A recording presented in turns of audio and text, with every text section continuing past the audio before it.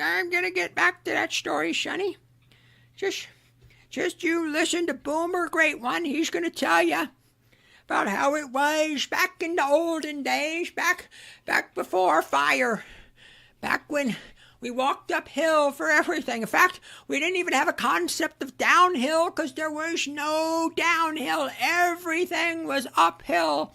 We thought that was normal. We didn't even have a word for it because there was no alternative. It was uphill all the time. You just need to reach down and grab yourselves by your bootstraps and pull yourselves up, Sonny. Because when I was your age, I bought a house for $25,000. And I made that money on my paper route and bussing tables at the local cafe. And if I can do it, you can do it too. You just need to reach down and pull yourself up and just buckle up there, buckaroo. God, I hate boomers. I may hate the boomers, but I enjoy talking to young people to realize how you are wrong about pretty much everything. I like that lying flat stuff. I like it how you stuck it to the man. I like how you're holding out for a living wage, not going to college because college is pretty worthless. I'm with, but then like some of you think Scrooged is a good movie. I am talking to a young person. The young and through conversation, I said, "Yeah, I never had cable. Never in my life. Friends of mine had cable. My girlfriend at one time had cable, but I've never had, not as a kid, not as on in my house or abode. Never had cable. Kid thought I had grown up without food or I lived under we never had cable. Even my parents had cable. Yeah, thanks. Yeah, I'm aware I'm your parents' age. Thank you. And well, what'd you do? I mean, what do you mean? What did we do? Like, we went outside. We did, we played. Actually, network television was okay back in the day.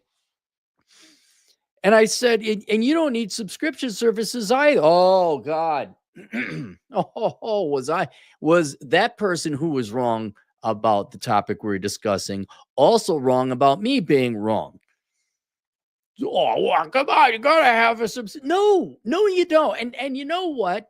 It is minimalism course time. The minimalism course is good. It's let's have ourselves a little discussion about unnecessary expenses, specifically subscription services. You do not need subscription service. I had to look it up. I'm against it in principle.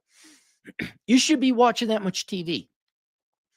You should be sitting in front of a computer screen for fun, watching television, whether it's movies or whatever. You should be sitting in front of it watching television so little that it is cheaper for you to just go buy the DVD or get it for free at the library. Which there's an inconvenience. I'm aware there's a cost. This is more of a discipline.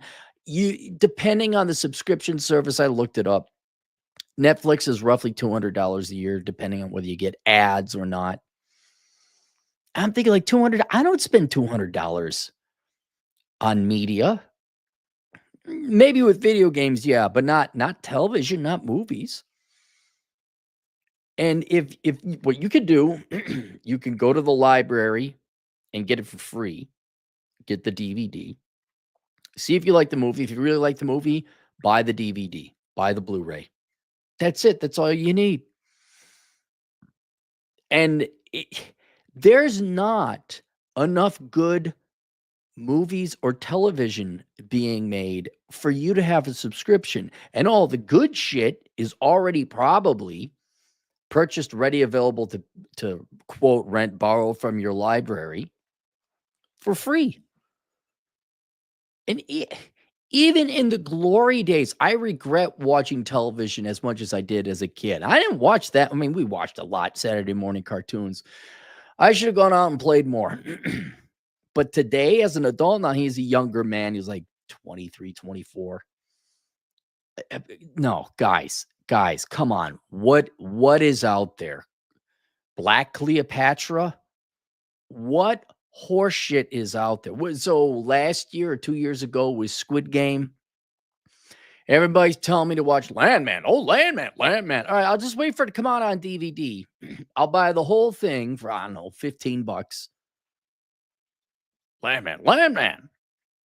But no, I ain't watching Yellowstone. I don't have the energy to get involved that much. Oh, it's about a bunch of people taking a rich white guy's land away. Oh, that's great. Yeah, that's going to put me in a great mood. Can he kill them all? No. It's almost like a treat. Like, you should really work on your life to have things that are compelling outside of the house for you to go into. I was talking to another buddy of mine, not a 23-year-old. He's 43. He can't stand it. He can't stand, like, when a girl recommends, if he doesn't have a girlfriend, but when a date, let's stay and watch a movie. He's like, oh, fuck. He's like, yeah, I know. It's not even the act of watching a movie. It's trying, you're going to waste half an hour trying to think up of a movie or a show or going through a list that doesn't fucking suck. And then you're going to watch, you're like, God, this is shit. There was some movie with Gerard Butler. It was all right. The girlfriend's got an Amazon account. She'll go rent the DVDs, or you rent a movie through Amazon. I'm going to get to that. But there's these Netflix or Amazon movies. They weren't in the theaters, which should already tell you something. And after about 2 or 3 of those, I'm like, no, I'm not. Some of you people told me to watch The Beekeeper. What the hell is wrong with you people? What the heck? That wasn't The Transporter. The Beekeeper. And after enough of that, it's like, no, I don't even want to go through.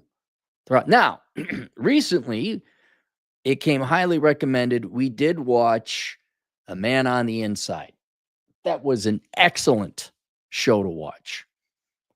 I think we had to pay $3 an episode. It was steep. I'm like, well, for the 7 episodes, probably if I just waited a year or two, I could get on DVD and own the fucking thing.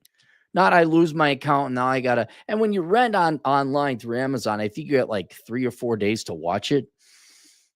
I love it. Buy it for $24? No. What, until your servers get hacked or you file for bankruptcy? The fuck out of here. In other words, what I'm saying is, if you are more discerning and discriminating, where you insist on watching a movie probably through your library or having somebody else on Netflix, or goes through, you trust someone, like, this is great, you got to get it. Just go and buy it online for DVDs. Go to Walmart and get the DVD. And you're going to find out there's very far and few between, especially new television shows and movies, that are worth buying. I'll tell you right now, you should go and spend at least $300 on some classics. Start with the Cappy's Top 10 Movies video that I did a couple days ago.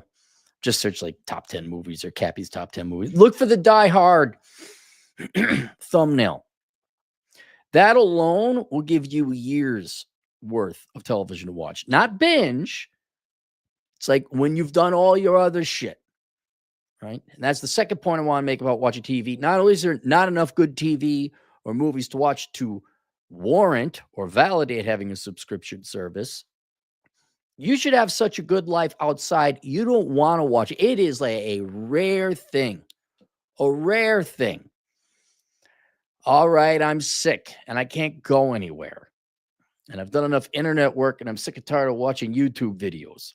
Right there, I'll go watch YouTube videos all day because you actually learn something.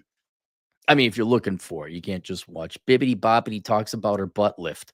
Bibbidi Boppity's butt lift. Oh, shit, look out. I got a Brazilian butt lift. All the men. No. Documentaries, interesting things. Been watching a lot of documentaries about tornadoes. I've learned a lot more than I thought I knew. I can see that. But that you could just listen to while you're hiking, which is outside. But it's almost to the point, watching television and movies is like reading a book. Like, you're just sitting there and you're stuck, and you're kind of a prisoner because you bought the show or rented it. At least you got to watch it. Like, no, it's been shit. You're not missing anything. So If you really want to watch movies, you want to not waste you want to actually be entertained. I got a whole list of movies you can go watch. You go buy them on DVDs right now. Cancel your fucking Netflix. Cancel your fucking Disney Plus. You shouldn't be subscribed to Disney Plus. They fucking hate you. Sorry. If you're white, please get rid of Disney Plus. They hate you. Well, come on. No. We're done with this shit. We're done with this shit now. The only one I will allow, though, this is where the caveat is Amazon, because you all have an Amazon account anyway. And I don't know why Amazon hasn't just dethroned Netflix. I haven't paid much attention to the industry either. But it's kind of like when Microsoft came out with Microsoft Explorer and put it in the operating system just to basically put Netscape. Was it Netscape? Yeah. Out of business. Not that Amazon was trying to put Netflix out of business, but yeah, everyone's got an Amazon account. Yeah, go run it through there. But my point is, even though you have that option available to you, you could binge and just sit there, and you could be like those fat people in Wisconsin who get so fat they start to grow into their couch, and the couch fibers graft onto their fat rolls coming out of their legs. You could do that if you want, but you shouldn't. However, you can still use it as the rare treat. I'm not joking. Most of the movies and television shows I've watched in 2024 has been in bed right before I'm about to go to sleep, and I got nothing. I brushed my teeth, flossed, took a shit, and I'm not immediately falling asleep. And it's always like, okay, you heard it from someone that this is a good one. Okay, well, and it was good. It was rare. A Man on the Inside. Excellent. I recommend that. But you can rent like a individual movie, an individual show from Netflix. I'm sorry, from Amazon. You don't need a subscription. I say you should get rid of subscription services altogether, whether it's shaving cream or Lord knows what they got subscription services. You don't need that. That right there is some free financial advice for you, because you just constantly, it's like a leech constantly sucking off. I understand some things naturally should be subscription services, like a cell phone or your water bill or whatever, obviously monthly bills that we've always had. But not your movies. Not, I have no idea. I'm sure there's subscription services to everything. But yeah, there you go. I'm sorry you young people are wrong. If you'd like to be able to, I wish we could afford rent. Well, get rid of your subscription services. There you go. I have helped everyone now. Thank you. Link below and related if you want to get your financial act together. My course, Achieving Minimalism Theory and Practice, is open for the next roughly 48 hours. It closes on the last minute of the 7th. If you want to get your financial act together this New Year's resolution season, that course is available. Subscribe now, or what is it? You enroll now. And then when you enroll, in case you're wondering, that basically just means you sign up for Teachable and buy my course. But once you enroll, whether it's my school or somebody else's, you have a Teachable account, you can take other Teachable courses. And if you're not in the market for a minimalism course, go take a look at the Clary School of Economic Philosophy, because they make you name your school. So I wanted to be humble. We got a bunch of other courses there, like Accounting Career Course and How to Stop Being Lazy and The Dad You Never Had and all that other good shit. So there you go. All right.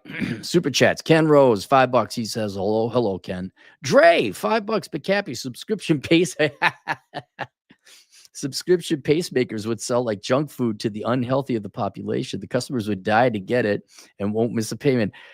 Dre, corpos are so scummy, it wouldn't surprise me. It would not surprise me if they come up with that. I had a buddy who was talking about how he's he's entertaining the idea, I should say, of theoretically being against publicly traded firms. Like, you couldn't publicly trade because so much emphasis is on getting the stock price up, not making long-term profit. There is a difference. You would think that long-term increasing consistent profit and growth would increase the stock price. And it does.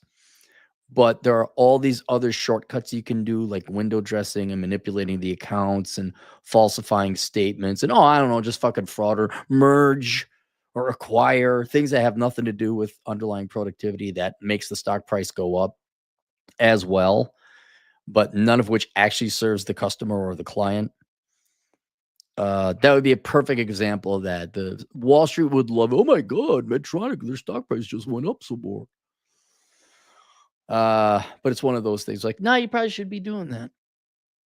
Nonstop Drake, $2 Cappy's next book, The Subscription Society. No, I will never have, aside from cell phones and things like that, I will never have a subscription service.